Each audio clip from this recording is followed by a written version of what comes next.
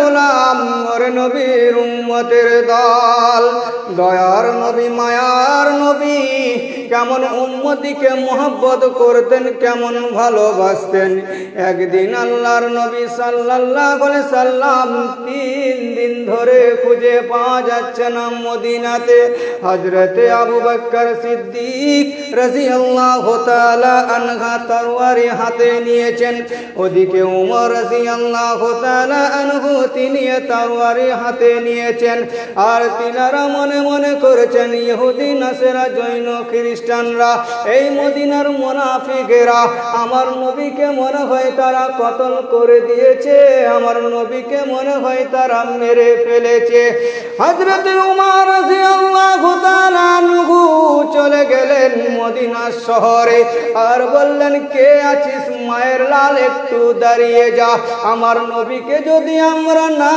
পাই এই মদিনাতে একটা মুনাফিক রাখব না মুনাফিক দিকে একত্রিত করলেন করার পরে উমর রাদিয়াল্লাহু তাআলা আনহু বলেন ও মদিনাবাসী তোমরা শোনো আমার নবী কোথায় গেছে বলো আমার নবীকে তোমরা কি মেরে ফেলেছো মুনাফিকরা ভয়ে কম্পমান হয়ে গেলেন বললেন উমর রে মুহাম্মদকে আমরা কতল করিনি মুহাম্মদের খবর আমরা রাখিনি এমন সময় আবু বকর রাদিয়াল্লাহু তাআলা আনহু তিনি ছিলেন নরম সাহাবী হযরত উমর ছিলেন গরম সাহাবী হযরত উমর রাদিয়াল্লাহু তাআলা আনহুকে বললেন উমর রে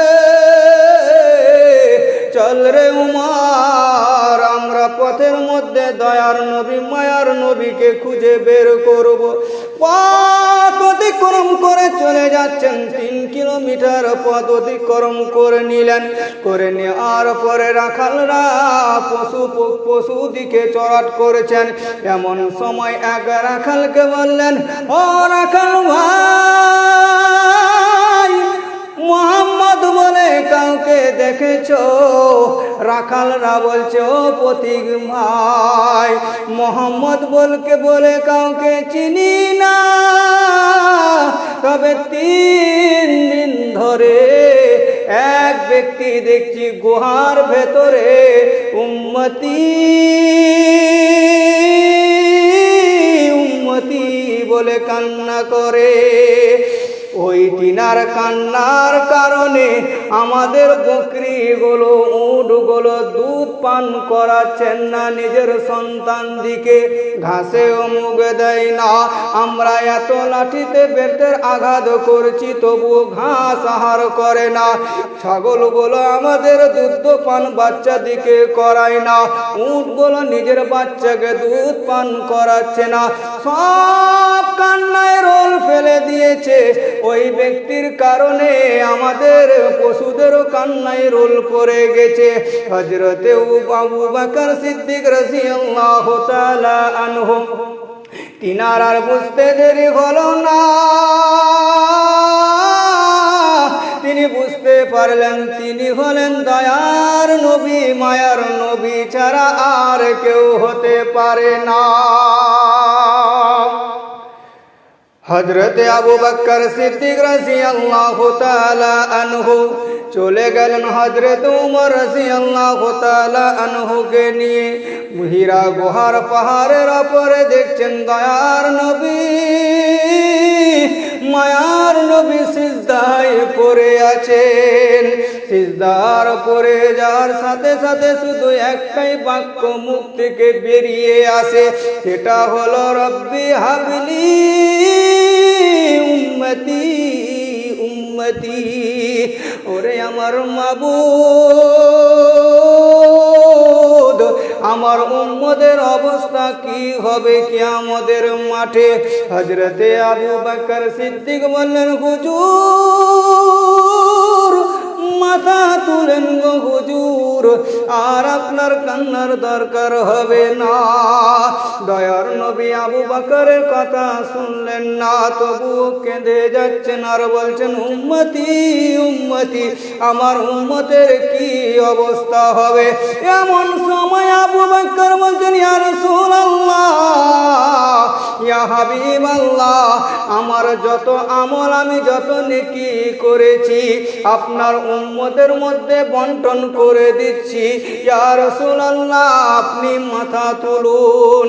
দয়ার নবী আবু বকরের কথা শুনলেন না। এবার উমর বলছেন, ইয়া রাসূলুল্লাহ, ইয়া হাবিবাল্লাহ, আমার যখন 24 বছর বয়স, আমি তরবারি হাতে করে নিয়ে গিয়েছিলাম আপনাকে কতল করার জন্য। তারপরে আপনার চাঁদের মতো মুখমণ্ডলটা যখন আমার দৃষ্টি পড়ে গেল, আমার হাত থেকে তরবার পড়ে গিয়েছে গো ইয়া রাসূলুল্লাহ। সেদিন থেকে আজও পর্যন্ত আমি কলমা পড়ে মুসলমান হয়েছি, কলমা পড়ে মুসলমান হয়েছি গো নবী। আজও পর্যন্ত আমি যত আমল করেছি আপনার সমস্ত উম্মতের মধ্যে আমি বন্টন করে দিলাম। ওগো দয়ার নবী গো, আর আপনি কাঁদবেন না, আর আপনি কাঁদবেন না, আপনার কান্না আমরা সইতে পারি না। আমার সোনা চান ভাইরা, এবার আবু বকর সিদ্দিক রাদিয়াল্লাহু তাআলা আনহু বুঝতে পারলেন আমার কথাও শুনবেন না, উমরের কথাও শুনবেন না। একজন তিনাকে মাথা তুলতে পারেন, তিনি হলেন সাইয়্যিদাতুন নিসা আহলিল জান্নাহ ফাতিমাতুল জোহরা রাদিয়াল্লাহু তাআলা আনহা। তিনি যদি আসেন, তিনি ছাড়া আর মাথা তুলতে কেউ পারবে না। এমন সময় খবর পৌঁছে গেল মদিনাতে হযরতে আলী রাদিয়াল্লাহু তাআলা আনহার কাছে। আনহু তখন বলতে লাগলেন, ও ফাতেমা, তোমার আব্বার খবর পাওয়া গেছে হীরা গুহাতে, চলো আমরা সেখান থেকে দয়ার নবী মায়ার নবীকে নিয়ে আসি। এবার ফাতেমা রাদিয়াল্লাহু তাআলা আনহা হযরত হাসান এবং হুসাইনকে সঙ্গে করে নিলেন। নেওয়ার পরে হীরার গুহার মধ্যে গেলেন, আর যাওয়ার পরে বলছেন, নবী গো, আপনি কেমন করে ফাতেমাকে ছেড়ে 3 দিন ধরে গুহায় পড়ে আছেন? আপনার কি এই ফাতেমার কথা মনে পড়লো না? ওগো আব্বাজান, আপনি চিন্তা করবেন না, আমার এই যে হাসান ও হুসাইন নানাজি নানাজি করে মদিনার অলিতে গলিতে কান্না করে বেড়াতো। ওগো আব্বাজান, মদিনাতে নারী এবং পুরুষ কান্নায় রোল ফেলে দিয়েছে। ওগো ইয়া রাসূলুল্লাহ, আপনি কি আমাকে মহব্বত করেন না গো নবী? যদি আপনি আমাকে মহব্বত করেন তাহলে মাথা তুলুন। দয়ার নবী মায়ার নবী মাথা তুলছেন না। এমন সময় ফাতেমা রাদিয়াল্লাহু তাআলা আনহা বললেন, ওগো আল্লাহ, মাবুদ রে, আমার আব্বা উম্মতি উম্মতি বলে কান্না করে। ওগো আল্লাহ, আমি ওয়াদা দিলাম আমার হাসান এবং হুসাইনকে আমার বাপের উম্মতের জন্য আমি কুরবান করে দিলাম।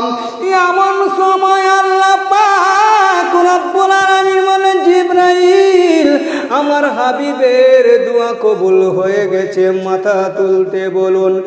এমন সময় দয়ার নবী মাথা তুললেন আর বললেন, ফাতেমা,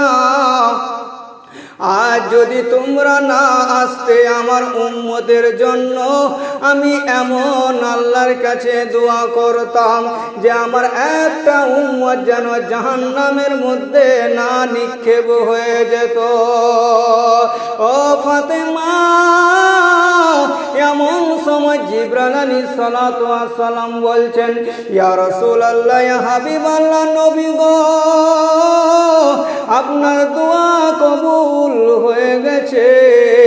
কাল কিয়ামতের ময়দানে আপনি যে উম্মতকে চাইবেন একটা একটা করে, আপনার হুকুম ছাড়া একটা উম্মতকে জাহান্নামে দেবেন না। আমার সোনা চান ভাইরা, দয়ার নবী, মায়ার নবী হাসান এবং হোসাইনকে জড়িয়ে ধরলেন। তিনি তো জানতেন এই দুই ফুল, একটা যাবে